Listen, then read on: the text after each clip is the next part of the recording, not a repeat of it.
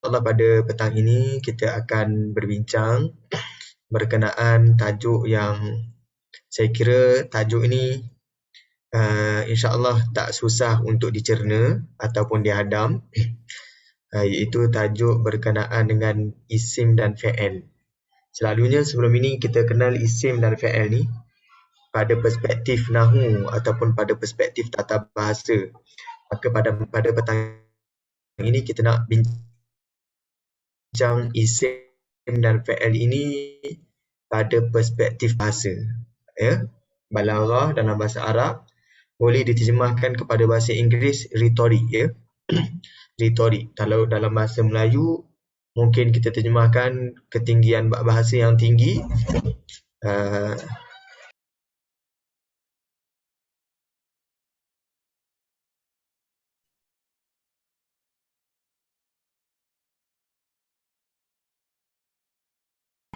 Ketinggian bahasa yang tinggi.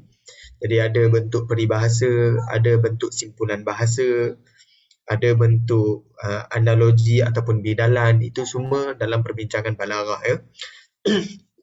Okey, sebelum kita bincang dengan lebih lanjut tentang isim dan fi'il ni, kita nak berkenalan dulu pada perspektif nahu sekejap. Apa itu nahu? Iaitu tata bahasa. Kemudian barulah kita bincang pada perspektif balaghah. Pada perspektif tata bahasa, isim, al-ismu, ia adalah kata nama. Al-fi'lu adalah kata kerja. Isim, kalau kita definisikan mengikut ilmu tata bahasa, huwa ma dalla ala ma'nan fi nafsihi, adalah sesuatu perkara yang boleh memberi maksud boleh memberi tunjuk kepada sesuatu makna pada dirinya sendiri. Maksudnya kalimah tu sendiri dia membawa makna. Dan walam yaqtarin bi zaman, dan ia tidak melibatkan masa. Itu isim, ya. Kalau sebut nanti saya tunjukkan contoh, ya. Maksudnya isim ni dia tak melibatkan masa dan dia kalimah tu sendiri dah ada maksud. Berbanding satu lagi bentuk al-fi'lu, fi'il, kata kerja, ia adalah huwa ma dalla ala ma'nan fi nafsihi, kalimah dia sendiri dah ada makna tetapi ia melibatkan masa. Itu perbezaan antara isim dan fi'il yang jelasnya berkait dengan masa ataupun tidak. Contoh, ya tuan-puan. Kalau sebut dia sedang belajar, huwa yata'allamu. Huwa yata'allamu. Ini adalah fi'il. Yata'allamu ni fi'il mudhari'. Jadi fi'il ni tuan-puan dalam nota ni saya dah warna merahkan kalimah fi'il. Ya. Yata'allamu ni dia sedang belajar. Jadi ini berkait dengan masa. Yata'allamu berkait dengan masa. Dia sedang belajar. Ini adalah present tense. Tetapi kalau sebut huwa muta'allimun. Muta'allimun ini adalah isim. Kata nama. Jadi ini ia tidak berkait dengan masa. Jadi ada beza yata'allamu dan muta'allimun. Yata'allamu berkait dengan masa. Muta'allimun tidak berkait dengan masa. Ya. Contohnya ibarat macam kalau saya sebutkan dia sedang memandu teksi, satu lagi dia seorang pemandu teksi. Jadi ada beza sedang memandu teksi dengan pemandu teksi. Memandu teksi itu adalah sifat yang dikaitkan dengan masa. Boleh jadi dia bukanlah kerja dia memandu teksi, cuma kerja asal dia mungkin peniaga sesuatu barang, peniaga produk contohnya, tapi dia sedang memandu teksi. Jadi kita sebutkan itu adalah sifat yang bersifat sementara, sebab tu digunakan kata kerja. Tetapi kalau sebut pemandu teksi, itu adalah kata nama dan ia tidak melibatkan masa. Jadi kedua-dua kalimah ni yata'allamu muta'allimun ma dalla ala ma'nan fi nafsi. Kalimah ini sendiri dah ada makna. Kenapa diletakkan bahagian awal ni ma dalla ala ma'nan fi nafsi, untuk membezakan kalimah yang ada makna dengan kalimah yang tak ada makna. Lawan kepada dua bentuk ni, ya. Lawan kepada dua bentuk ni beza sikit je. Kalau dekat sini fi nafsi untuk fi'il dan isim, tapi ada satu lagi jenis kalimah yang mana huwa ma dalla ala ma'nan fi ghairihi. Dia kena ada kalimah lain baru dia ada makna. Itu adalah harf. Jadi dalam bahasa Arab ada 3 jenis kalimah. Satu isim, fa'il, harf.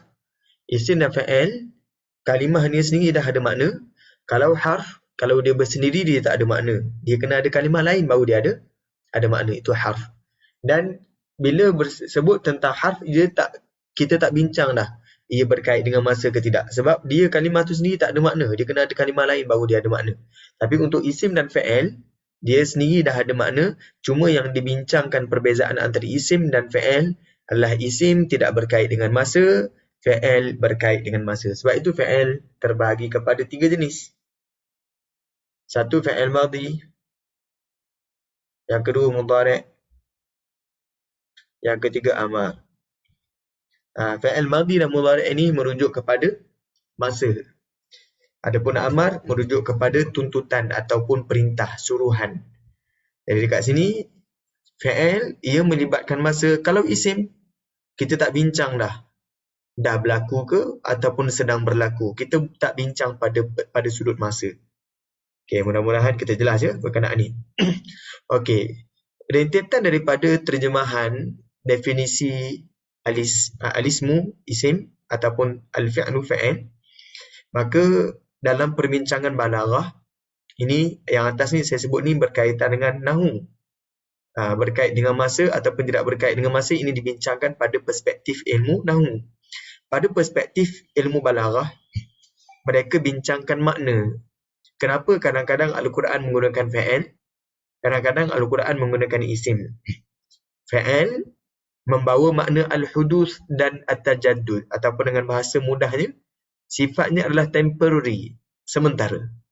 Manakala isim membawa makna as-subut, ataupun dalam bahasa Inggerisnya disebut permanent. Dalam bahasa Melayunya bersifat tetap. Jadi itu beza fa'il dan isim. Fa'il sifatnya sementara, isim sifatnya tetap. Contohnya tuan-puan, kalau saya buat ayat lah contoh. Peniaga nasi lemak itu sedang memandu teksi. Peniaga nasi lemak itu sedang memandu teksi.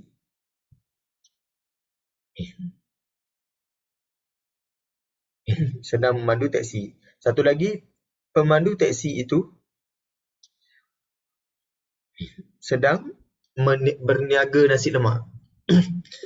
Jadi nampak ada beza, peniaga nasi lemak itu sedang memandu teksi, satu lagi pemandu teksi itu sedang berniaga nasi lemak.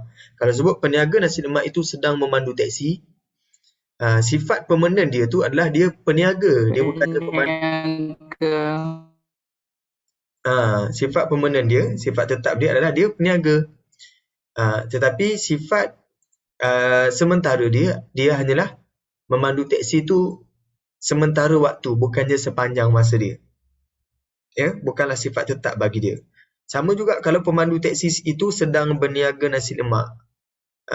Perniagaan nasi lemak itu dijalankan hanya bersifat sementara. Tetapi sifat tetap dia adalah pemandu teksi. Jadi pemandu ini sebagai isim, berniaga nasi lemak, berniaga itu fa'il. Peniaga isim, memandu itu fa'il. Nampak tak ada beza isim dan fa'il? Mudah-mudahan jelas ya. Kalau tak jelas, tuan-puan boleh teruskan bertanya. Mudah-mudahan tidaklah saya dah masuk bawah baru tuan-puan. Yang penting asas ini kita jelas ya. Okay, sama ya. Kalau sebut ya ta'alamu, dia sedang belajar. Boleh jadi yang belajar ni tak semestinya pelajar. Yang belajar ni boleh jadi je guru pembelajar contohnya. Al-muallimu yata'allamu. Guru tersebut sedang belajar. Jadi guru tu kerja dia mengajar ke belajar? Guru ketika mengajar, mereka pun sedang melalui proses pembelajaran. Jadi sifat tetap bagi dia tu adalah sifat seorang guru mengajar, al-muallimu. Kemudian sifat sementaranya adalah sedang belajar, yata'allamu. Nampak tak dekat situ? Berbanding muta'allimun, pelajar. Boleh jadi al-muta'allimu tu yu'allimu. Kalau guna ayat dia, al-muta'allimu yu'allimu. Al-muta'allimu yu'allimu at-talabata ad-du'afa. Contoh. Ya.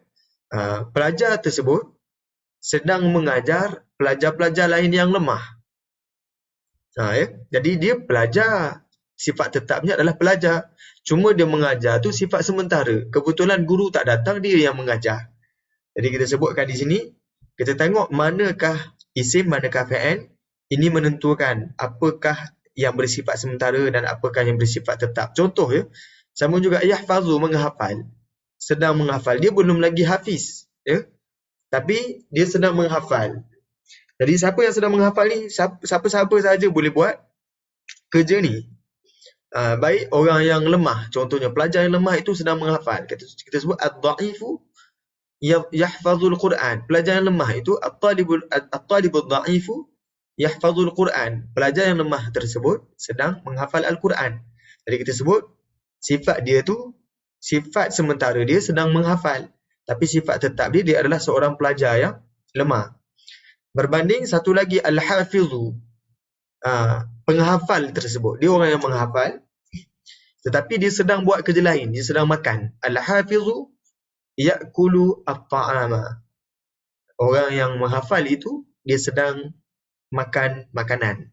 Jadi nampak perbuatan sementaranya adalah makan. Tetapi perbuatan tetap dia adalah menghafal. Jadi nampak tak ada perbezaan antara isim dan fa'il. Jadi selalunya bila kita sebut isim yang dimaksudkan dekat sini, yang kita bandingkan, yang bawa maksud tajaddud ataupun hudus yang bersifat sementara, satu lagi isim yang membawa makna as-subut, itu kita kaitkan dengan isim fa'il ataupun isim maf'ul. Apa itu isim fa'il? Apa itu isim maf'ul?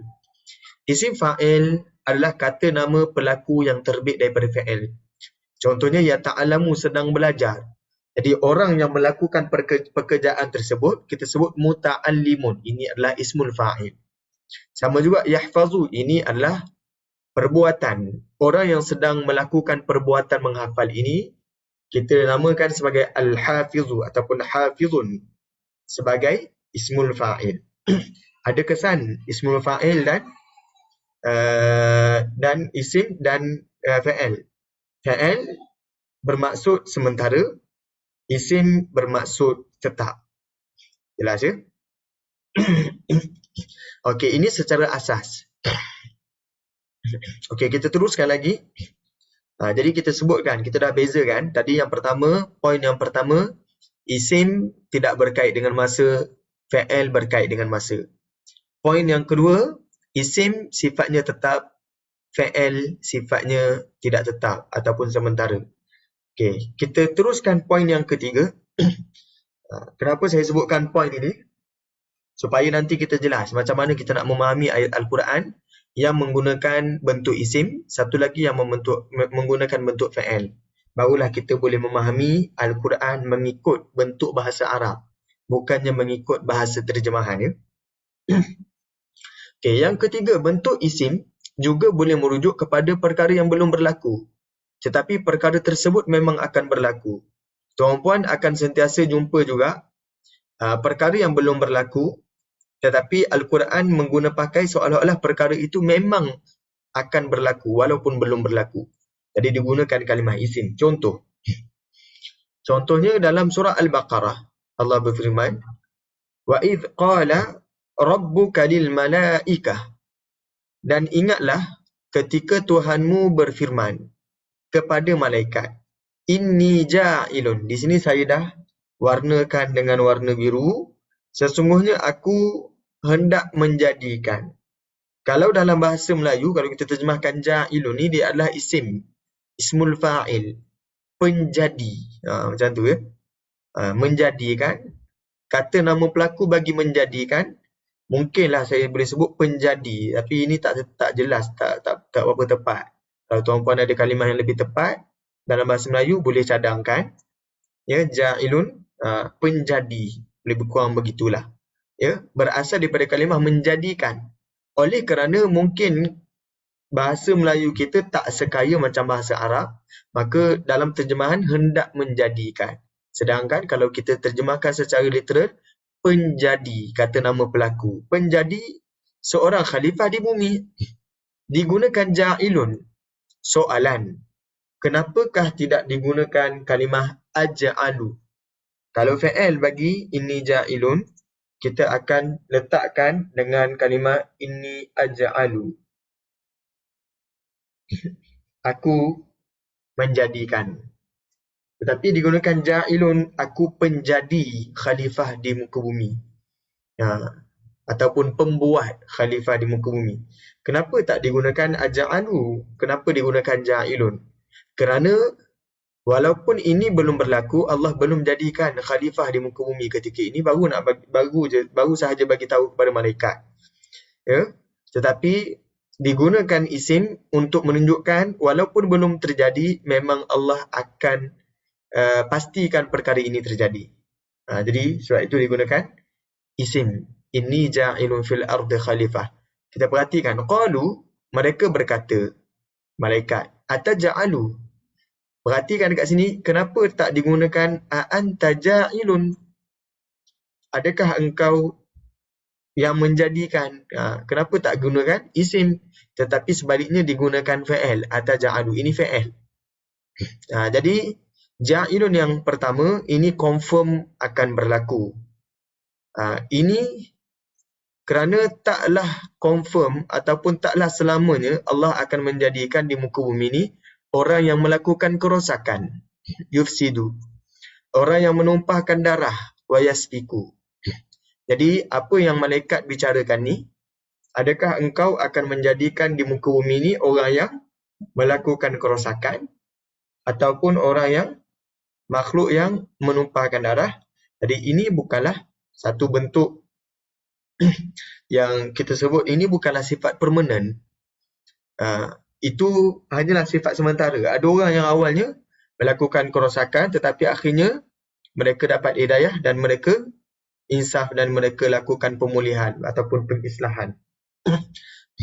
Ataupun kalau Allah jadikan kumpulan yang ini bukanlah sifat Allah yang bersifat tetap. Maksudnya Allah silih gantikan kumpulan manusia. Ada manusia yang melakukan kerosakan, dalam masa yang sama Allah juga ciptakan golongan yang melakukan pengislahan.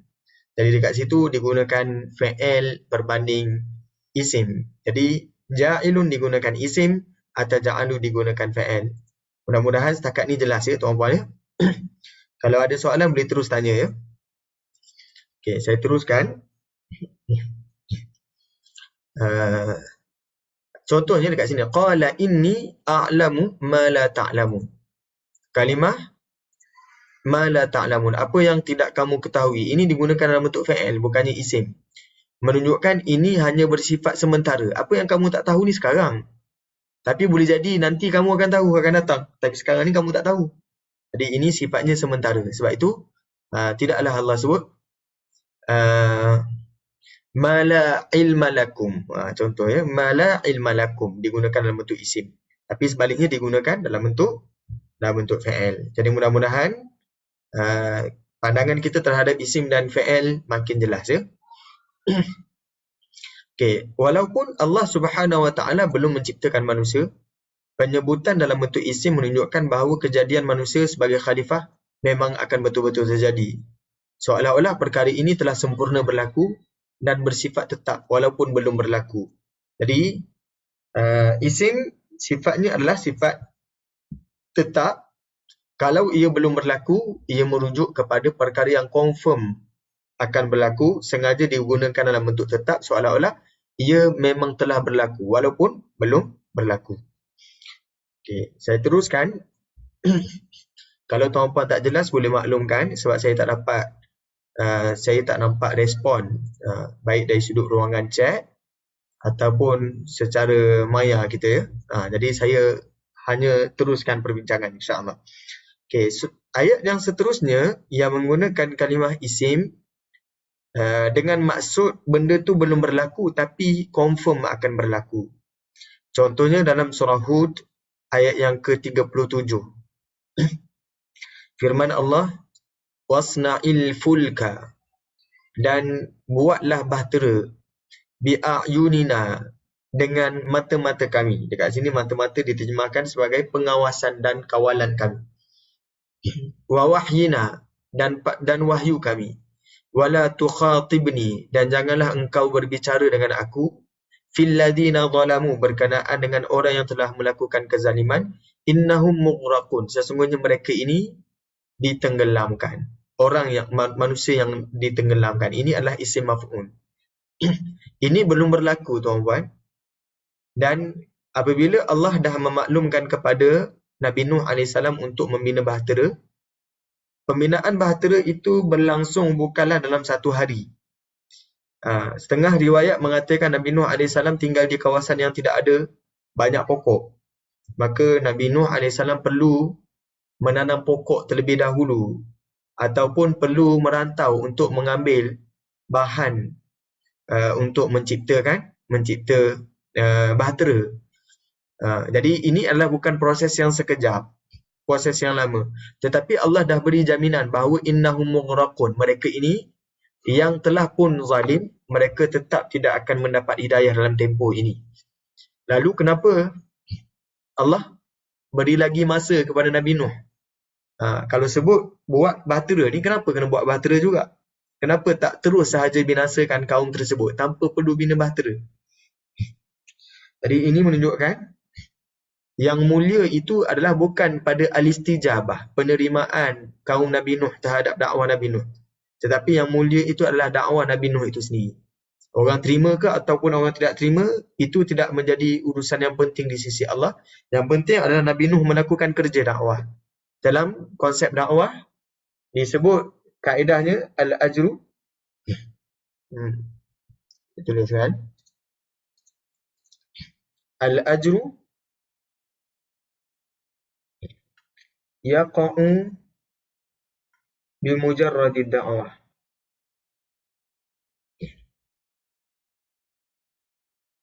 Wala yatawaqqafu ala istijabah. Tulisan cakap ayam ya tuan-tuan. Pahala tu dapat semata-mata kerana dakwah, dan pahala itu tidak terhenti kepada orang terima ataupun tidak. Jadi kalau orang tak terima pun pahala terus berjalan. Jadi dalam tempoh bahtera ini diciptakan, dibina, Nabi Nuh telah dimaklumkan terlebih dahulu innahum mughraqun, mereka walaupun belum ditenggelamkan tapi mereka mughraqun, akan ditenggelamkan, confirm akan ditenggelamkan. Soalnya digunakan isim menunjukkan ini memang betul-betul akan terjadi, kerana itu digunakan isim, bukannya fa'il mudhari'. Ya, untuk menunjukkan bahawa buatlah apa sahaja, mereka ni sama sahaja, tetap tidak akan beriman. Tetapi yang Allah perhitungkan pada sudut Nabi Nuh, kenapa Allah tak terus binasakan kaumnya pada sebelum pembinaan bahtera ni, menunjukkan apa yang Allah hitungkan daripada Nabi Nuh bukan semata-mata al-istijabah, penerimaan orang ketika itu, tapi kerana dakwah. Dalam tempoh itu, walaupun Nabi Nuh dah dapat maklumat tentang mereka ini akan ditenggelamkan, innahum mughraqun, tapi Nabi Nuh AS tidak pernah sepi ataupun tidak pernah berhenti daripada melakukan kerja dakwahnya. Ya. Okey, dan kita perhatikan dalam ayat ini, Al-Quran taklah menggunakan innahum sayughraqun ataupun sa'ughriquhum. Innahum sa'ughriquhum. Mereka ini, aku akan tenggelamkan mereka. Ataupun mereka ini akan ditenggelamkan. Sebab itu tuan-puan, ada sedikit kelemahan kalau kita nak terjemahkan kalimah mughraqun ke dalam bahasa Melayu. Satu mughraqun, satu lagi sayughraqun. Kalau kalimah sayughraqun, mereka akan ditenggelamkan. Ini betul kalau kita terjemahkan, mereka akan ditenggelamkan. Tapi kalau mughraqun, ini tak berapa tepat kalau kita sebut mereka akan ditenggelamkan. Sayughraqun, mereka akan ditenggelamkan. Ini betul. Tapi mughraqun ini tidak tepat kalau kita terjemahkan sebagai mereka akan ditenggelamkan. Mereka adalah orang-orang yang ditenggelamkan. Itu maksud daripada kalimah mughraqun ini. Sebab ini adalah isim. Tambah pula bila tuan-puan perhatikan dengan taufan. Dalam bahasa Melayu, kalau tak silap saya, taufan ini maksudnya angin kan. Dalam bahasa Arab, tufan tu maksudnya banjir. Jadi mereka akan ditenggelamkan dengan banjir. Taufan ni dalam bahasa Arab tufan tu banjir. Kalau taufan dalam bahasa Melayu, kalau tak silap saya, kita cek ya. Kita cek kamus Dewan Dewan Bahasa dan Pustaka. Saya rasa lah setakat yang saya tahu, taufan tu adalah angin kalau dalam bahasa Melayu. Ataupun saya silap lah. Mohon maaf kalau saya silap ya. Angin ribut, badai. Jadi ni angin ribut kalau dalam terjemahan bahasa Melayu taufan. Sebenarnya dalam bahasa Arab tufan tu maksudnya banjir. Ya. Tetapi dalam bahasa Melayu dipinjamkan kalimah tufan tapi dibawa dengan maksud yang baru. Iaitu maksudnya angin, bukannya banjir. Okey, saya teruskan.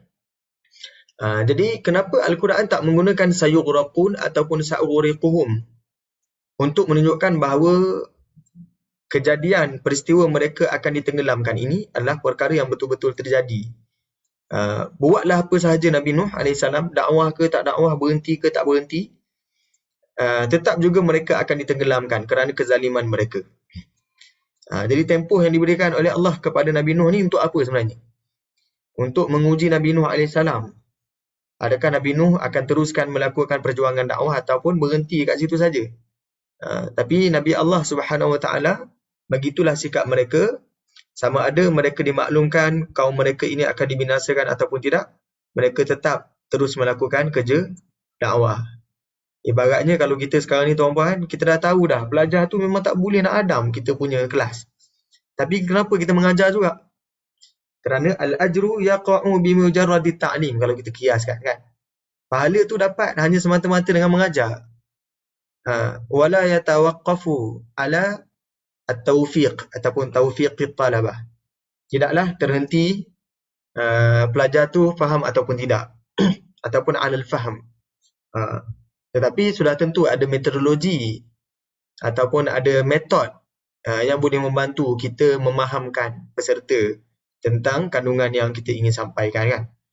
Jadi itu kalimah mughraqun, orang-orang yang ditenggelamkan, bukannya mereka akan ditenggelamkan, tetapi jelmaan daripada tafsir mughraqun ini ditafsirkan dengan sayughraqun, mereka akan ditenggelamkan, sesuai diterjemahkan sebegini. Jadi ini adalah terjemahan jelmaan tafsir, bukannya terjemahan secara literal.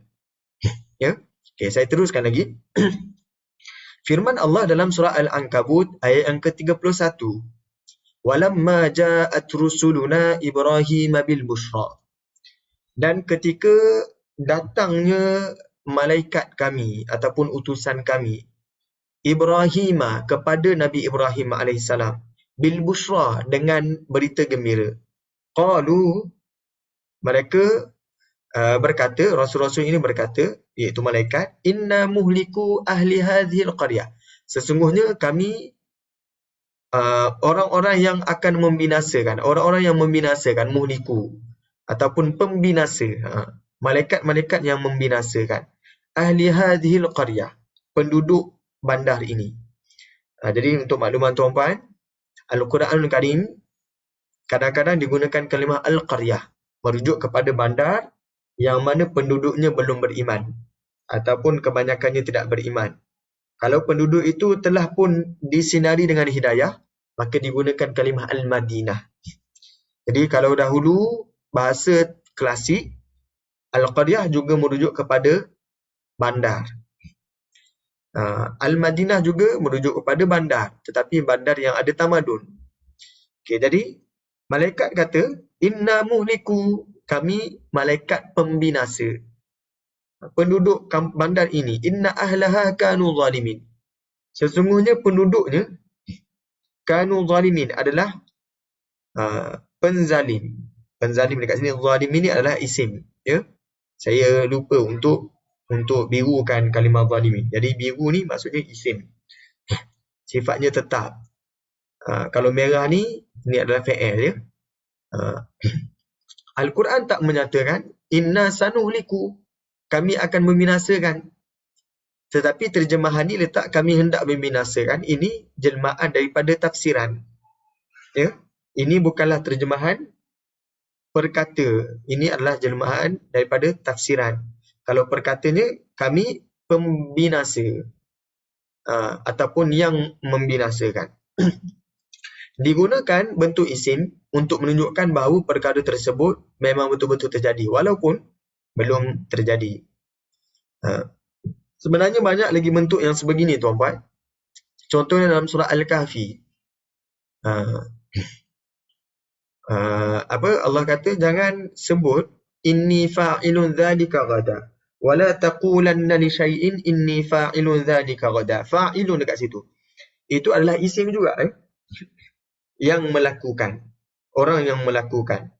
Jadi dekat situ kenapa tak digunakan inni sa'af'alu dzalika ghada, tetapi digunakan inni fa'ilun dzalika ghada, seolah-olah dia jamin, dia confirm dia akan boleh buat benda tu. Walhal sebenarnya ianya tertakluk kepada kehendak Allah. Wa ma tasha'una illa an yasha Allah.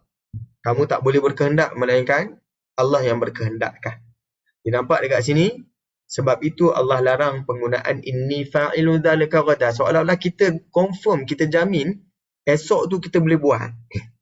Itu sirah ataupun bentuk isim membawa maksud yang sedemikian, sifatnya tetap ataupun benda tu memang akan berlaku. Itu terjemahan yang ketiga untuk isim. Terjemahan yang pertama untuk isim tidak melibatkan masa. Kefahaman yang kedua kita tentang isim, sifatnya tetap. Kefahaman ketiga kita tentang isim, kalaulah ia merujuk kepada perkara yang belum berlaku, tetapi ia seolah-olah merujuk kepada perkara yang terjamin terjamin akan berlaku. Ada jaminan akan berlaku. Itu terjemahan ataupun kefahaman yang ketiga kita tentang isim. Okey. Yang keempat, tadi saya sebut isim sifatnya tetap, lawannya fa'il. Fa'il sifatnya sementara. Sekarang ini kefahaman yang keempat, isim juga dengan maksud sifat tetap. Tetapi lawannya fa'il boleh difahami dengan sifat pergerakan, adanya pergerakan. Kalau isim sifat sifat beku, sifat yang tidak bergerak. Maka kita nak bandingkan bentuk yang Al-Quran guna pakai. Contohnya dalam surah Al-An'am, firman Allah, innallaha faliqul habbi wan nawa. Sesungguhnya Allah faliqu, pemecah ataupun pembelah.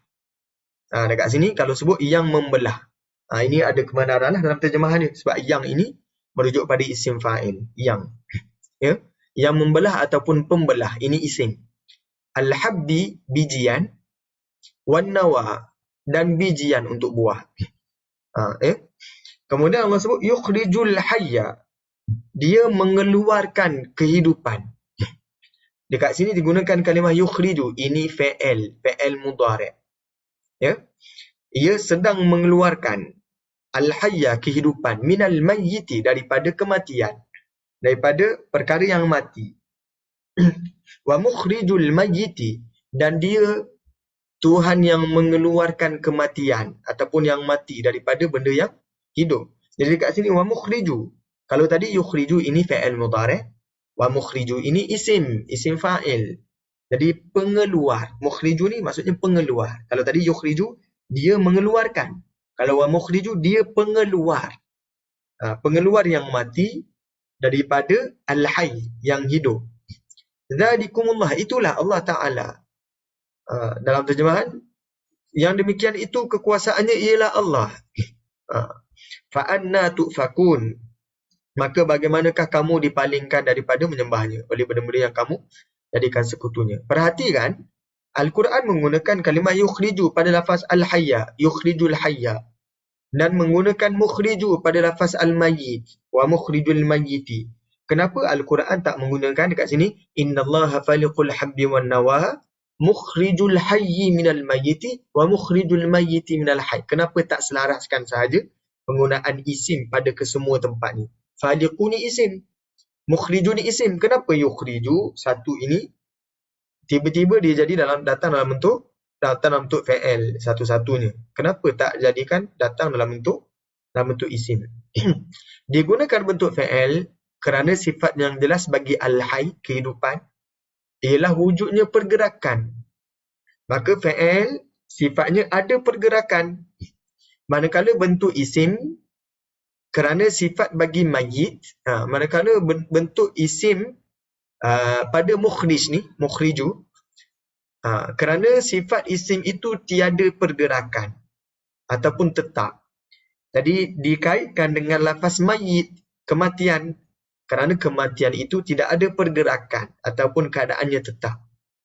Jadi mudah-mudahan kita jelas kenapa Allah menggunakan untuk al-hayya yukhriju fa'il. Tetapi untuk mayyit yang mati Allah gunakan mukhriju kerana isim sifatnya tetap, isyarat kepada tiada pergerakan. Fa'il merujuk kepada pergerakan. Jadi samalah kalau macam saya sebut tadi, pemandu teksi. Tak semestinya dia tengah memandu teksi. Pemandu teksi tu kalau sedang minum air, kan?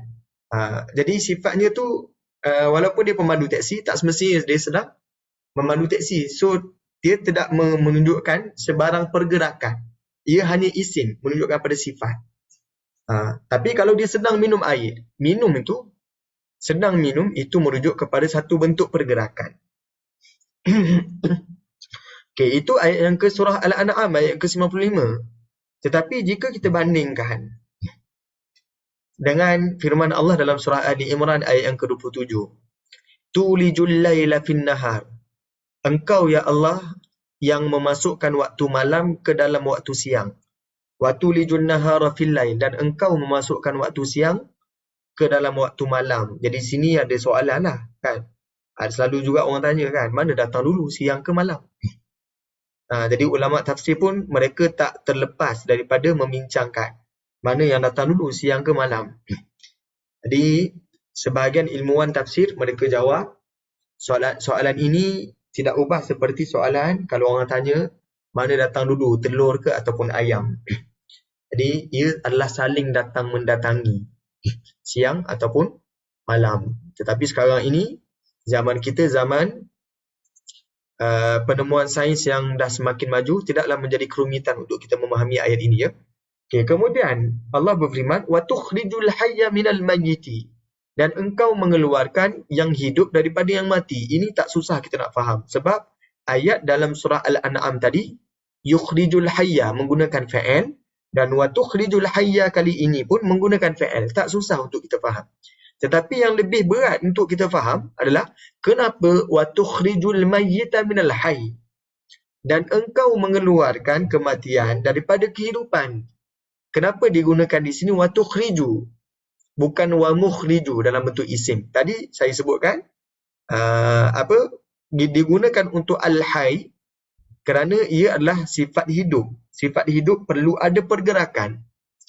Kemudian digunakan mukhriju iaitu isim kerana dikaitkan dengan kematian, dan kematian itu tiada pergerakan. Maka tidaklah susah untuk kita faham sebelum ini. Tetapi kali ini yang menjadi kemuskilan, kenapa dalam ayat dalam surah Ali Imran ayat yang ke-27 digunakan wa tukhrijul mayyita minal hayy, bukannya wa mukhrijul mayyiti minal hayy. Mudah-mudahan tuan-puan jelas ya persoalan kita yang saya bangkitkan. Tukhriju fa'il mudhari', mukhriju isim, ismul fa'il. Kemudian wa tarzuqu man tasha', dan engkau memberi rezeki kepada orang yang engkau kehendaki bighairi hisab, tanpa sebarang hitungan hisabnya. Jadi kat sini tarzuqu ini pun digunakan dalam bentuk fa'il. Memberi rezeki sudah tentu ada isyarat pada bentuk pergerakan. Ya.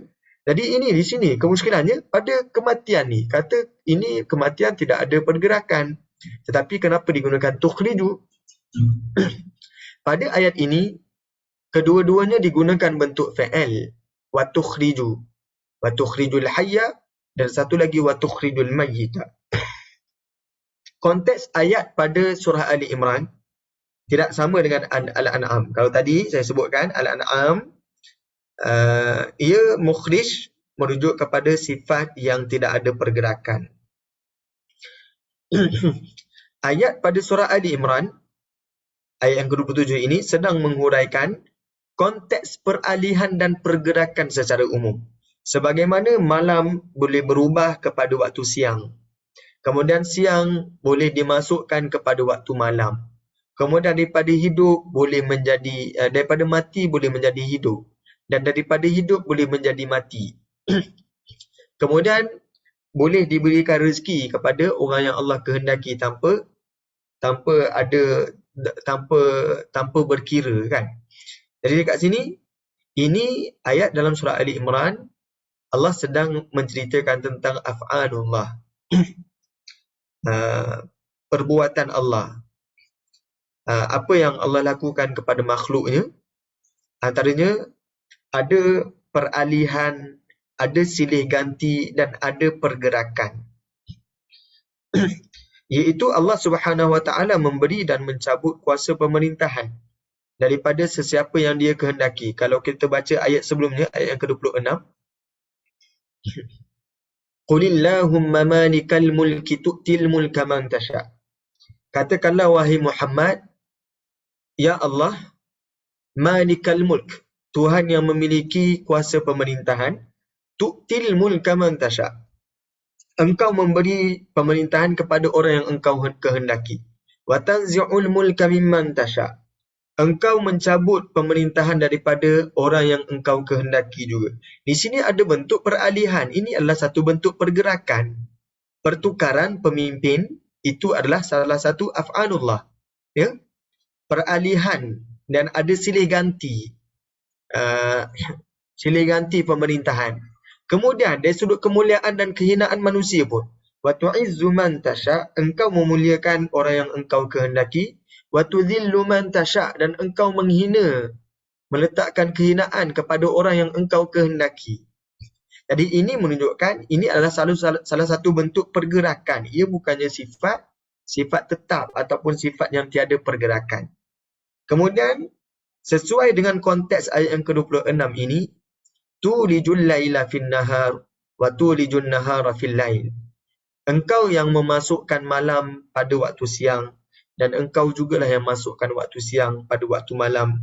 Wa tukhrijul hayya minal mayyiti, engkau mengeluarkan yang hidup daripada yang mati. Wa tukhrijul mayyita minal hayy, dan engkau mengeluarkan yang mati daripada benda yang hidup. Jadi dekat sini, oleh kerana ini pada aspek ataupun pada sudut peralihan dan pergerakan, sesuailah Al-Quran menggunakan tukhriju berbanding mukhriju. Kalau mukhriju, ia merujuk kepada perkara yang tidak ada pergerakan. Jelas ya setakat ni tuan-tuan ya? Kalau ada soalan boleh suarakan terus ya. Manakala konteks pada surah Al-An'am ialah berbeza. Ayat pada surah Al-An'am sebaliknya menguraikan sifat, kekuasaan dan kurniaan Allah kepada makhluknya. Ini bercerita tentang Allah. Tadi bercerita tentang perubahan alam ni.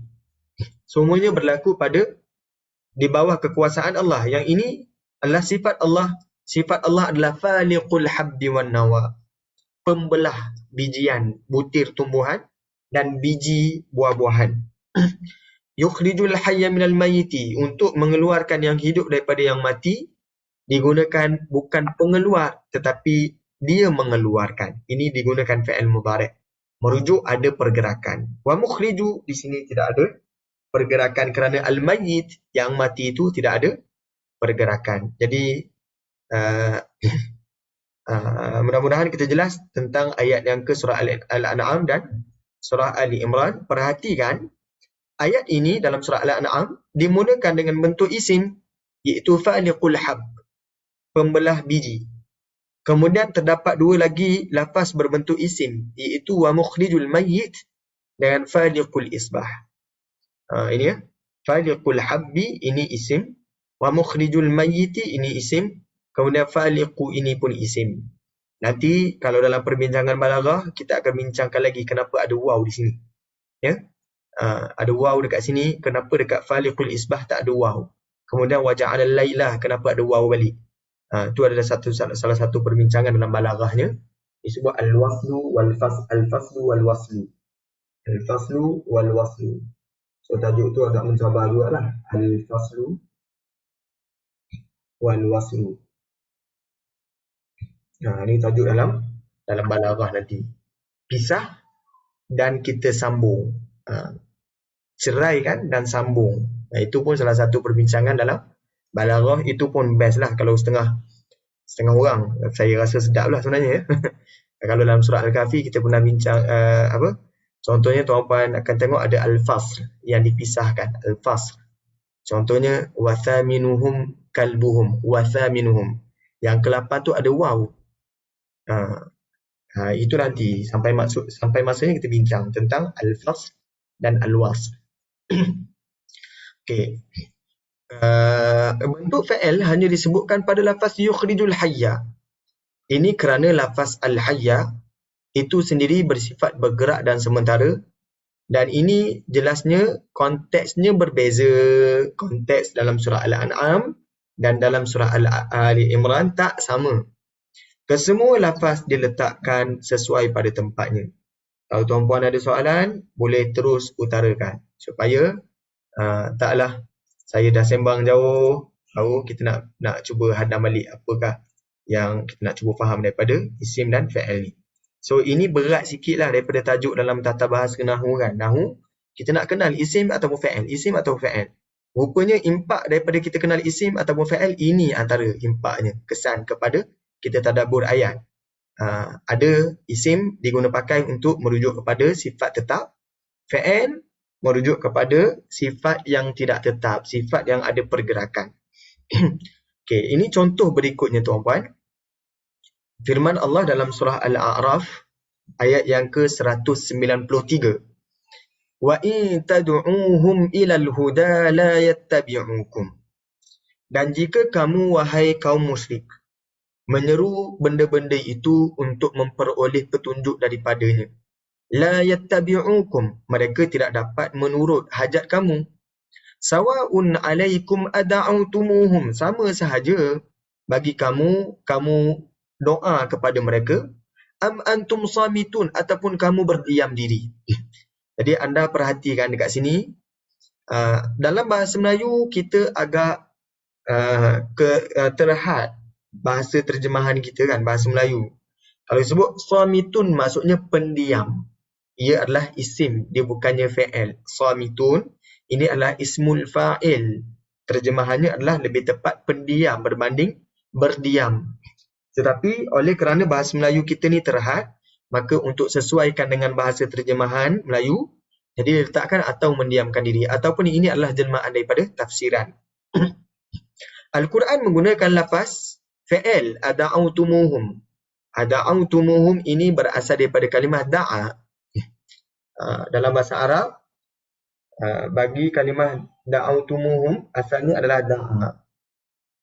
Kemudian kalau untuk dua orang lelaki yang berdoa, da'awa. Kemudian kalau lelaki ramai berdoa, da'au. Ini da'awa, ini da'a. Seorang berdoa, da'a. Da'awa, ramai. Dua orang. Da'au, ramai. Kemudian kalau perempuan, seorang, da'at. Hilang pula alif tu. Kemudian kalau dua orang perempuan, da'ata. Kemudian kalau untuk ramai perempuan, da'auna. Waw datang balik dah. So ini agak rumit untuk kita letakkan tasrif fa'il untuk da'a. Tapi yang saya sebutkan dekat sini, okey, selepas da'auna, untuk engkau, da'auta. Kemudian da'autuma. Untuk kamu berdua. Untuk ramai, da'autum. Kat sini, da'autum. Bila sambung dengan mereka, kamu berdoa kepada mereka, ditambah waw. Jadi da'autumuhum. Asalnya da'autumhum. Sepatutnya begitu. Da'autumhum. Jadi engkau berdoa kepada mereka. Ini adalah fa'il madhi, tuan-tuan. Berdoa digunakan dalam bentuk fa'il. Tetapi am antum samitun, bila berdiam digunakan dalam bentuk isim. Ini saya dah letakkan warna biru ni menuju kepada isim. Al-Quran menggunakan lafaz fa'il pada ada'autumuhum, manakala lafaz isim pada antum samitun. Saya rasa tuan-puan dah dapat agak kenapa untuk ayat ini bila diam digunakan isim, bila berdoa digunakan fa'il. Ada yang nak beri pandangan ataupun cadangan? Mengapakah Al-Quran tidak menyelaraskan penggunaan fa'il pada kedua-dua lafaz? Contohnya, ada'autumuhum sawa'un 'alaikum ada'autumuhum am samattum. Samattum ni adalah fi'il madhi bagi samitun, diam, kan? Kamu diam, samattum. Ini fi'il madhi bagi samitun, diam ni. Atau juga menggunakan dua-dua ni isim. Contohnya sawa'un 'alaikum a antum da'uhum, sama ada kamu orang yang berdoa kepada mereka, am antum samitun. Jadi kita sebut ni selaras.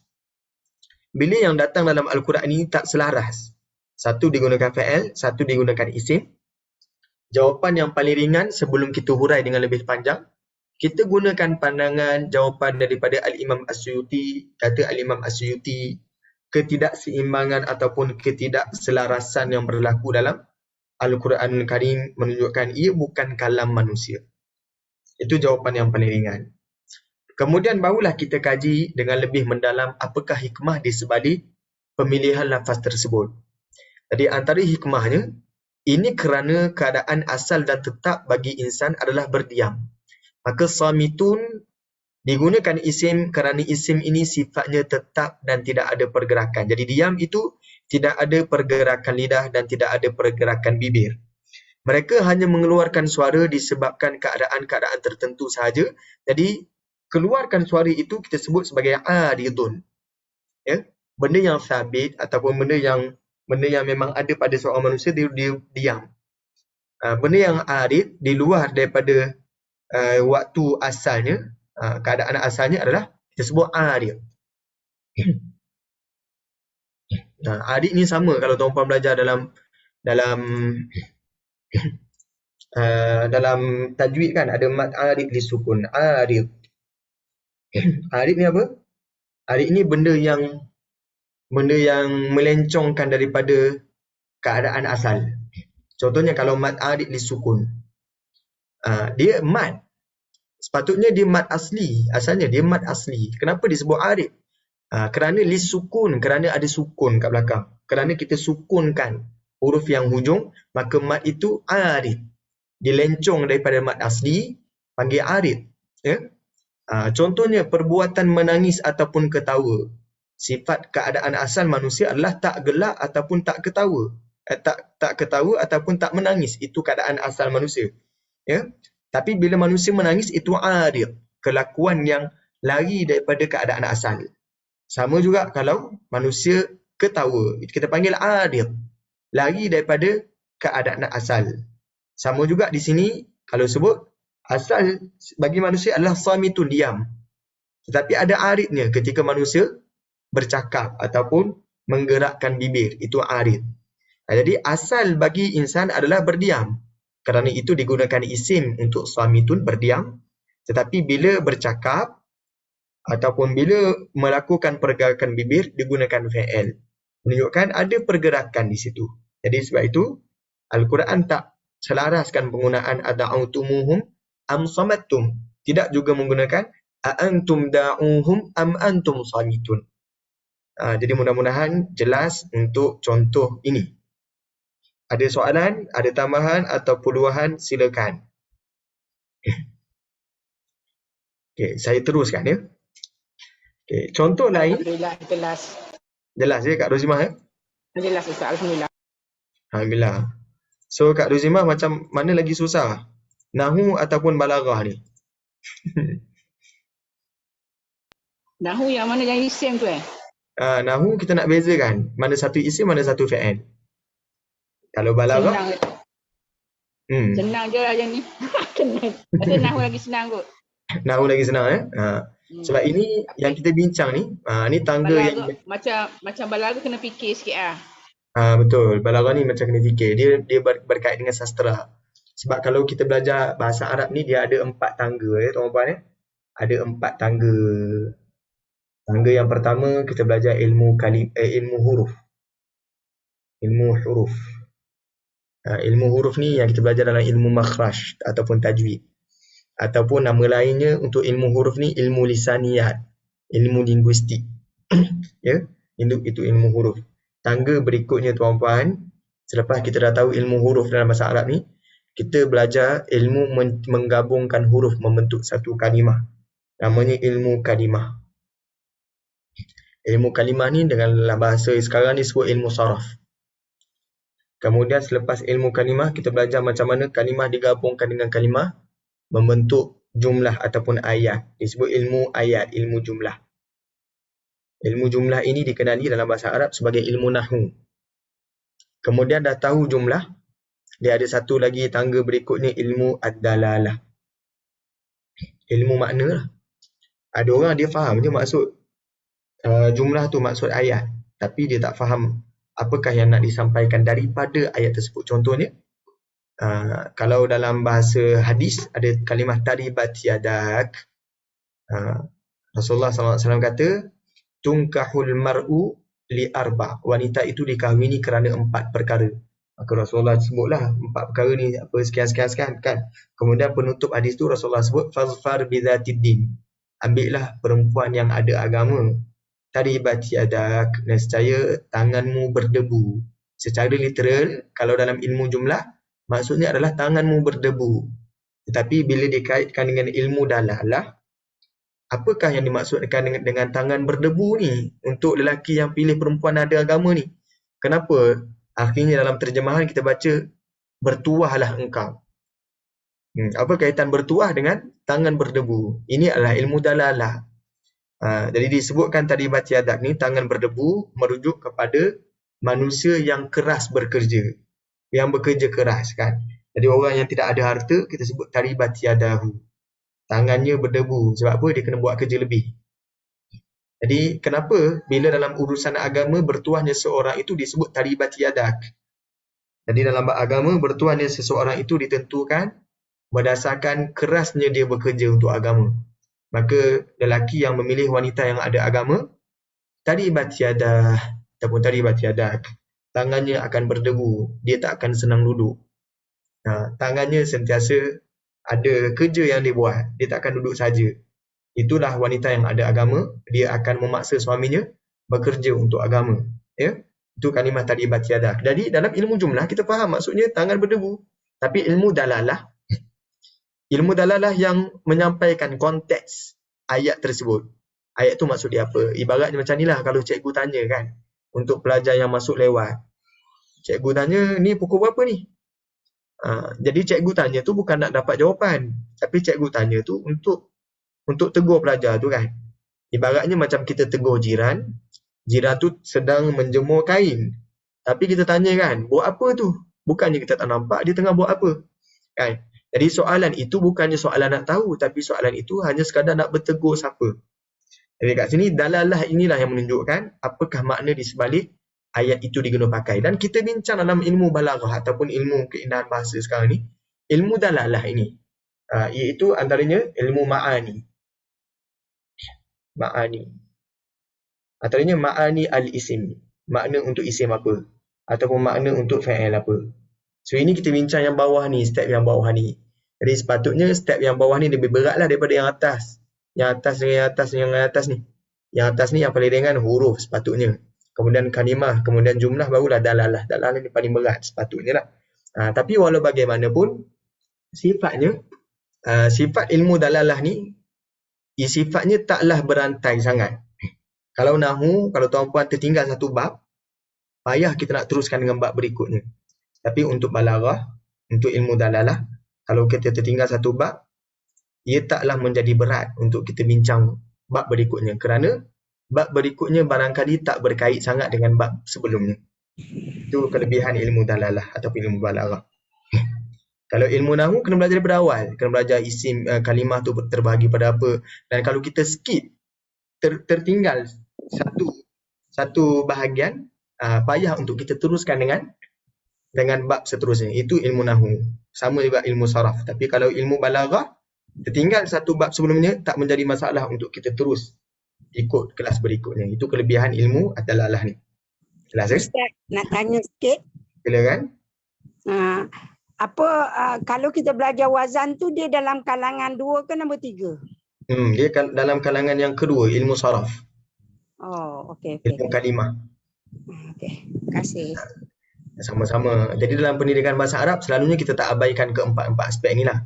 Ilmu huruf, ilmu saraf, ilmu kalimah ataupun ilmu jumlah dengan ilmu dalalah. Cuma Yang selalu terjadi adalah kebanyakan orang mereka mengabaikan ilmu yang bawah tu, ilmu ad-dalalah. Ilmu ad-dalalah ni seringkali dia abaikan. Sayanglah sebab kita belajar bahasa ni untuk kita faham apakah yang nak disampaikan oleh Al-Quran. Bukan semata-mata faham struktur ayat ataupun struktur binaan jumlah tersebut. Nah, je. Jadi hari ni kita dapat pencerahan sedikit berkenaan dengan isim dan fi'il. Okey, kita teruskan contoh berikutnya. Kalau tuan-puan ada soalan ataupun ada pandangan ataupun luahan, silakan. Sebab kalau pembelajaran satu hala ni dia berat sikit. Kalau dua hala mungkin dia jadi bertambah ringan ataupun bertambah rancak lah. Okay, saya teruskan untuk surah Al-An'am. Surah Al-An'am ayat yang ke-131 ada sedikit persamaan dengan surah Hud ayat yang ke-117. Jika tuan-puan lihat pada paparan yang ditayangkan kepada tuan-puan di depan skrin anda, zalika allam yakur rabbuka muhlikal qura bidzulmin. Yang demikian kerana Tuhanmu tidaklah membinasakan negeri dengan zalim. Jadi kalimah yang saya nak beri perhatian adalah kalimah muhlika, pembinasa. Ini adalah isim pembinasa. Wa ahluha ghafilun. Sedangkan penduduknya ghafilun, leka. Ini juga adalah isim. Berbanding dalam surah Hud, wa ma kana rabbuka, dan tidaklah Tuhanmu liyuhlikal qura, akan membinasakan negeri, bizulmin, dengan zalim, wa ahluha muslihun, dalam keadaan penduduknya muslihun, melakukan pengislahan. Jadi kita perhatikan dalam surah Al-An'am, Al-Quran menggunakan kalimah bentuk isim pada kalimah muhlik, membinasakan tu. Manakala ayat dalam surah Hud, Al-Quran menggunakan bentuk fi'il pada lafaz liyuhlika. Jadi dua-dua ini maksudnya membinasakan. Muhlik, membinasakan. Liyuhlika, membinasakan. Bezanya adalah muhlik ini adalah isim, liyuhlika ini adalah fi'il. Sama macam yang saya sebutkan tadi, penghafal dengan sedang menghafal. Ataupun pelajar ataupun sedang belajar. Jadi ini perbezaan dia. Ya? Jadi kalau kita perhatikan dalam terjemahan, kita mungkin tak dapat nak bezakan struktur binaan ayat ini. Sebab bahasa terjemahan adalah sangat terhad. Barangkali kerana kelemahan bahasa Melayu kita. Dan ini menunjukkan barangkali nanti bahasa Melayu kita ni terdedah. Masih lagi terbuka untuk adanya penambahbaikan kan pada sudut korpus bahasa kita kan. Okay. Ayat dalam surah Al-An'am menggunakan bentuk isim pada lafaz muhlik, manakala ayat dalam surah Hud menggunakan bentuk fi'il pada lafaz liyuhlika. Ini kerana ayat surah Al-An'am pada konteks memperihalkan peristiwa hari kiamat. Sesuai dengan sikap mereka di dunia, firman Allah, kalau tuan-puan perhatikan, ayat daripada bermula ayat ke-128, Allah cerita tentang perangai manusia dekat bumi, perangai makhluk, manusia dan jin ni dekat bumi. Kemudian akhirnya Allah musnahkan mereka. Ya? Kita tengok ya. Wa yawma yahsyuruhum jami'a. Dan pada hari Allah menghimpunkan mereka semuanya. Ya ma'syaral jin. Allah berfirman, wahai sekalian jin, qad istakthartum minal ins. Kamu telah ada ramai pengikut daripada manusia. Wa qala awliya'uhum minal ins. Dan berkatalah pengikut-pengikut mereka dalam kalangan manusia, Rabbana istamta'a ba'duna bi ba'd. Tuhan kami, sebahagian kami telah pun mengambil ataupun mengambil kenikmatan dengan sebahagian yang lain. Wa balaghna ajalana alladhi ajjalta lana. Dan kami telah sampai kepada masa atau kepada tempoh yang telah engkau tetapkan kepada kami. Qala an-naru mathwaakum. Allah berfirman, an-naru mathwaakum, maka neraka tempat tinggal kamu, khalidina fiha, kekal di dalam neraka, illa ma sya Allah, melainkan Allah berkehendaki. Inna rabbaka hakimun alim. Sesungguhnya Tuhanmu hakimun alim. Maha bijaksana, maha mengetahui. Jadi ayat ini menunjukkan hukuman ini sesuai dengan perangai dan sikap manusia di bumi kan. Oleh kerana ada dalam kalangan manusia yang mengikut rentak jin, maka Allah tetapkan tempat tinggal mereka di dalam neraka. Firman Allah ayat yang ke-129, wa kadzalika nuwalli ba'dadh-dhalimina ba'dhan bima kanu yaksibun. Dan demikianlah kami jadikan sebahagian daripada orang-orang yang zalim itu kawan rapat dengan sebahagian yang lain. Bima kanu yaksibun, disebabkan apa yang telah mereka usahakan. Jadi dekat sini Allah sebut lagi orang zalim, mereka berkawan, mereka saling melindungi antara satu sama lain. Ya ma'syaral jinni wal ins, wahai sekalian jin dan manusia, alam ya'tikum rusulun minkum yaqussuna alaikum ayati, tidakkah datang kepada kamu rasul-rasul daripada kalangan kamu, yaqussuna alaikum ayati, yang membacakan kepada kamu ayat-ayatku, wa yunzirunakum liqa'a yaumikum hadha, dan memberi amaran kepada kamu tentang pertemuan hari kamu ini, hari ini ya, hari kiamatlah. Maka mereka jawab, qalu syahidna ala anfusina. Mereka berkata, syahidna ala anfusina, kami telah menjadi saksi terhadap diri kami. Wa gharrathumul hayatud dunya, tetapi kehidupan dunia telah pun memperdayai mereka. Wa syahidu ala anfusihim, dan mereka bersaksi terhadap diri mereka, annahum kanu kafirin, bahawa mereka dahulu adalah golongan yang kafir. Maka Allah sebut, dzalika allam yakur rabbuka muhlikal qura bizulm. Yang demikian itu kerana Tuhanmu tidaklah menjadi pembinasa sesebuah negeri ataupun negeri-negeri dengan zalim, wa ahluha ghafilun, dalam keadaan penduduknya leka dan lalai. Jadi dekat sini gunakan kalimah muhlikah. Ini adalah isim, sifat tetap. Jadi isim ni sifat tetap bagi Allah. Di akhirat nanti, muhlik, Allah ni bersifat tetap dengan muhlik, pembinasa. Itu pun kepada orang yang telah jelas kekufurannya, yang mati dalam keadaan ingkar, maka di akhirat Allah ini muhlik. Ya? Kemudian ini merujuk kepada, di akhirat ini muhlik ini merujuk kepada benda yang telah pun berlaku. Allah telah pun membinasakan negeri-negeri yang melakukan kezaliman. Jadi digunakan muhlik, iaitu benda yang dah berlaku sifatnya tetap. Tak boleh nak ulang balik dah, tak boleh nak tarik balik dah kebinasaan tersebut. Oleh itu Al-Quran menyebutkan sifat Allah yang tidak sesekali membinasakan negeri-negeri secara zalim, selagi mana penduduknya leka lalai. Mereka yang tidak diberi peringatan tidaklah termasuk dalam golongan yang lalai.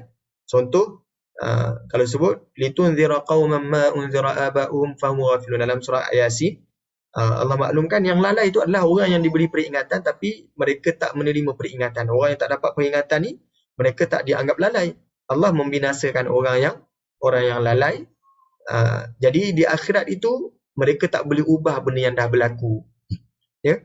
Jadi ayat ini merujuk kepada perkara yang telah pun berlaku dan diputuskan. Kerana itulah ia datang dalam bentuk isim. Berbanding ayat dalam surah Hud, ia memperihalkan sunnatullah. Sunnatullah ni adalah kitaran Allah ataupun ketetapan Allah. Tuan-puan, sunnatullah ni tak jauh bezalah kalau kita sebut dengan sunnatul kaun. Ya? Kalau sunnatul kaun kita boleh buat melalui kajian. Kajiannya contoh kalau letak benih kemudian diletakkan disiram dengan air. Jadi sunnatul kaunnya benih itu akan menumbuhkan pokok. Itu sunnatul kaun. Tapi kalau sunnatullah, ia adalah kitaran ataupun ketetapan yang telah Allah tetapkan. Barangkali ia bercanggah dengan sunnatul kaun. Contoh, sunnatul kaun. Saya tuliskan beza sunnatul kaun dengan sunnatullah. Banyak pula term kita pada petang ni.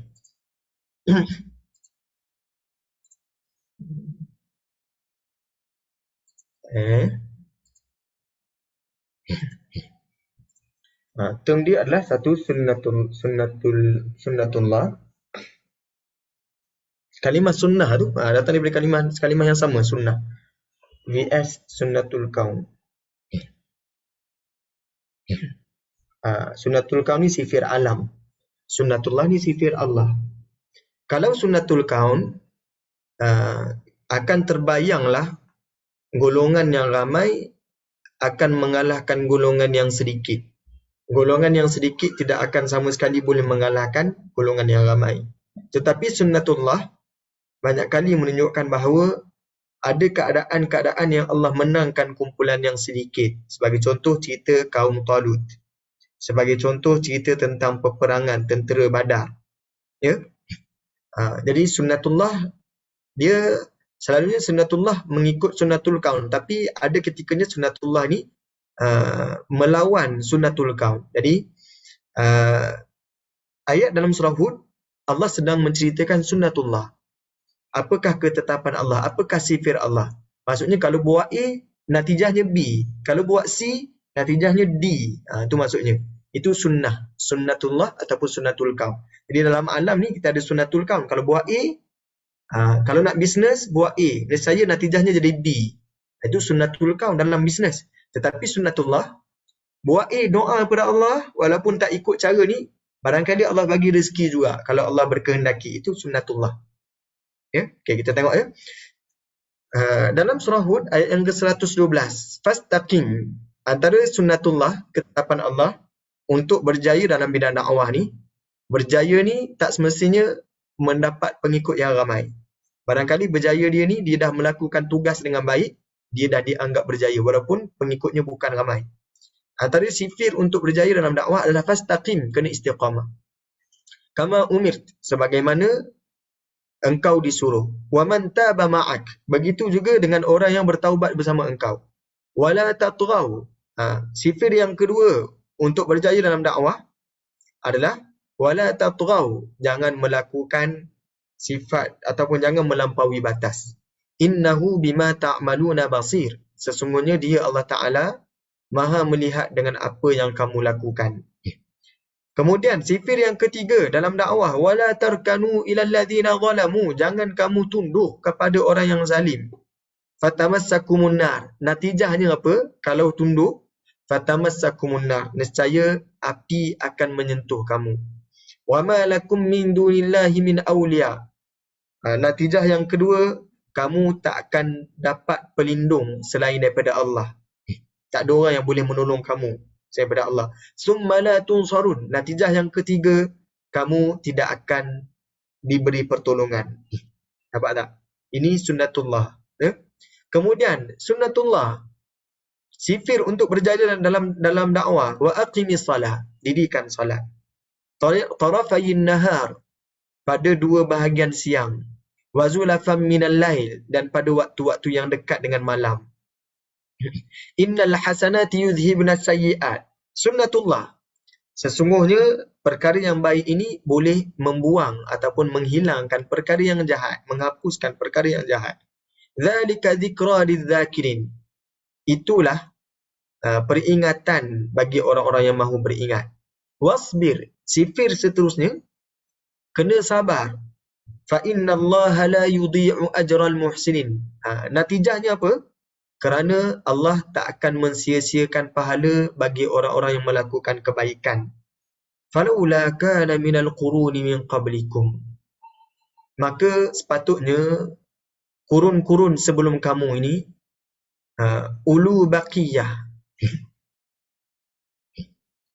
masih lagi kekal, ya, yanhauna 'anil fasadi fil ard, sepatutnya mereka ini mencegah daripada melakukan kerosakan di muka bumi. Illa qalila, tapi sikit yang buat begitu, mimman anjayna minhum, dalam kalangan mereka yang kami selamatkan. Wattaba'al ladzina zalamu ma utrifu fih, dan orang-orang yang tidak melarang itu telah menitik beratkan kat sini.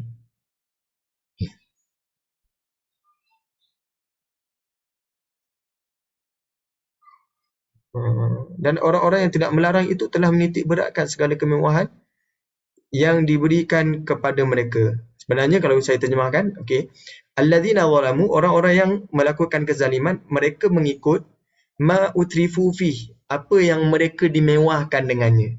Apa yang mereka dimewahkan padanya. So ini adalah terjemahan yang disesuaikan dengan bahasa Melayu. Wa kanu mujrimin, dan menjadilah mereka orang-orang yang berdosa. Jadi ayat yang ke-116 ni Allah kata kenapa mereka dimusnahkan oleh Allah? Kerana mereka tak melarang kefasadan yang berlaku di muka bumi. Ya? Kemudian kerana mereka mengikut kemewahan yang telah diberikan kepada mereka. Wa ma kana rabbuka liyuhlikal qura. Oleh kerana sedang menceritakan tentang sifir, dia buat A baru jadi B, dia buat C baru jadi D. Maka Allah kata wa ma kana rabbuka liyuhlikal qura. Tidaklah Tuhanmu ingin membinasakan sesebuah negeri itu dengan zalim. Wa ahluha muslihun. Sedangkan penduduknya dalam keadaan melakukan pengislahan. Maka sifir untuk terselamat daripada kebinasaan negeri-negeri mereka adalah sifirnya mereka lakukan islah, mereka lakukan pengislahan, maka Allah tidak akan memusnahkan. Perhatikan, ini adalah sifir ataupun sunnatullah yang Allah berikan panduan kepada kita untuk kita tetapkan natijah kita di muka bumi ini. Jadi natijahnya belum ada lagi. Untuk sekarang, maksudnya kita buat A dapat B. Kita buat C dapat D. Tetapi kalau yang di akhirat tadi, dalam surah Al-An'am tadi, ia merujuk kepada, dalam surah Al-An'am tadi, ia merujuk perkara yang dah telah berlaku. Mereka dah buat kerosakan, maka Allah muhlikal qura. Ya, Allah musnahkan. Tetapi yang ni sedang dalam proses, maka mereka boleh ubah lagi proses tersebut untuk menjadi dalam kalangan wa ahluha muslihun, iaitu dalam kalangan penduduknya yang melakukan pengislahan. Maka digunakan bentuk liyuhlika fa'il mudhari' yang menunjukkan bahawa ini boleh berlaku silih ganti. Kalau buat B, Allah tak akan musnahkan. Kalau buat A, Allah musnahkan. Nampak ya? Jadi sebagaimana yang anda perhatikan, ayat ini merujuk kepada konteks di dunia. Dan begitulah sunnatullah dalam mengekalkan atau membinasakan sesebuah umat. Oleh kerana kumpulan manusia atau umat bersifat sementara dan sentiasa bersilih ganti, Al-Quran menggunakan bentuk fa'il pada lafaz liyuhlika.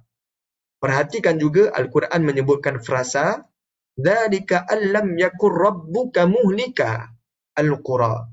Yang demikian itu kerana Tuhanmu tidak membinasakan negeri-negeri. Di sini Al-Quran menggunakan lafaz lam. Kalau kita belajar bahasa Arab, lam ini adalah harfun nafi wal qalb. Harfun nafi wal qalb. Kalau kita belajar dalam i'rab, i'rab untuk lam adalah harfu nafi wal qalb.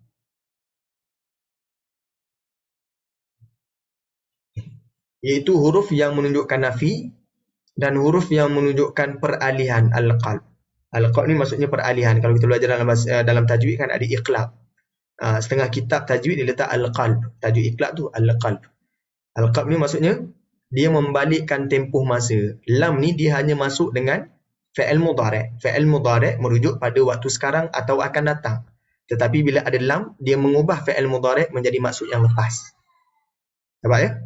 Jadi menunjukkan hal ini telah pun terlaksana di dunia dan ianya bersifat lampau jika dibandingkan dengan hari akhirat. Maka ayat dalam surah Al-An'am Allah cerita tentang pada peristiwa hari akhirat dan Allah telah tetapkan keputusan Allah. Allah dah musnahkan negeri tersebut kerana kezaliman wa ahluha ghafilun, kerana penduduknya golongan yang leka. Berbanding dalam surah Hud, wa ma kana rabbuka liyuhlikal qura. Al-Quran menggunakan lamul juhud. Lamul juhud ni apa pula? Okay, lamul juhud ini lam yang ada pada fa'il mudhari'. Lam yang ada pada fa'il mudhari' selepas nafi. Ini nafi, ma, tidaklah. Maka ada lam selepas tu, ini dipanggil lamul juhud. Lam yang menyangkal. Al-juhud, sangkalan ya, ataupun menyangkal. Lamul juhud adalah lam yang menyangkal. Dimasukkan dengan fa'il mudhari'. Ini menunjukkan bahawa sifat ini berterusan bukannya bersifat tetap. Wallahu a'lam. Selesai kita pada contoh wa ma kana rabbuka liyuhlikal qura dengan zalika allam yakun rabbuka muhlikal qura. Tuan-puan ada soalan, ada tambahan ataupun ada luahan? Difahami ke tidak pembentangan kita pada petang ini? Okay, kalau tidak ada soalan, saya kira mungkin kita boleh terus. Silakan kalau ada soalan. Okay, kalau tak ada soalan, insyaAllah kita akan teruskan perbincangan kita dengan contoh-contoh berikutnya. Contoh demi contoh saya akan tunjukkan lagi kepada tuan-puan untuk tuan-puan faham lagi ma'anil fi'li dan ma'anil ismi. Ma'anil ismi. Ma'ani makna-makna untuk isim, makna-makna untuk fi'il. Jadi ini saya petik daripada buku At-Ta'birul Qur'ani. Yang sebelum ini kita dah tamat pembentangan daripada Balaghatul Kalimah. Yang sebelum-sebelum ini kan. Ini kita masuk pada At-Ta'birul Qur'ani. Ia lebih bersifat fundamental. Ya. Maksudnya isim nak faham dengan maksud apa, fi'il nak faham dengan maksud apa. Kalimah yang dikedepankan nak faham dengan maksud apa, kalimah yang dikebelakangkan nak faham dengan maksud apa. Mudah-mudahan Allah beri kekuatan untuk saya bentangkan kepada tuan-puan. Mudah-mudahan Allah berikan juga kefahaman yang jelas kepada tuan-puan dalam memahami Al-Quran. Mudah-mudahan akhirnya ia membuahkan penghayatan yang mendalam terhadap Al-Quran Karim. Wallahu a'lam. Subhanakallahumma wa bihamdika asyhadu an la ilaha illa anta astaghfiruka wa atubu ilaik. Assalamualaikum warahmatullahi wabarakatuh. Waalaikumsalam Ustaz. Alhamdulillah. Terima kasih Ustaz. Terima kasih Ustaz. Satu dimensi baru. Terima kasih Ustaz. Assalamualaikum warahmatullahi wabarakatuh. Assalamualaikum. Waalaikumsalam warahmatullahi wabarakatuh. Azan ni ada juga. Menarik Ustaz.